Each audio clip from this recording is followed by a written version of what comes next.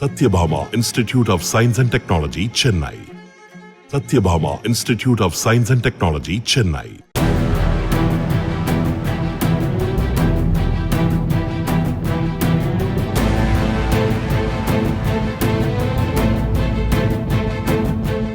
பாம்பன் முருகன் கோயில் தெருவில் மனநலம் பாதிக்கப்பட்ட பெண் 2 வயது சிறுவன் உட்பட 6 பேர் தெருநாய்கள் கடித்த காயங்களுடன் ராமேஸ்வரம் அரசு மருத்துவமனையில் அனுமதிக்கப்பட்டுள்ளனர்.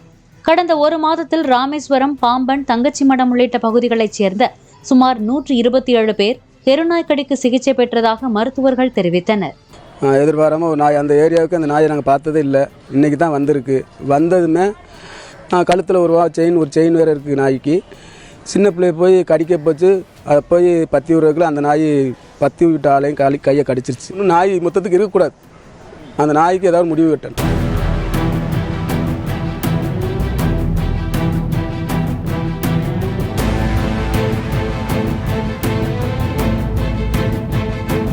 Satyabhama Institute of Science and Technology, Chennai.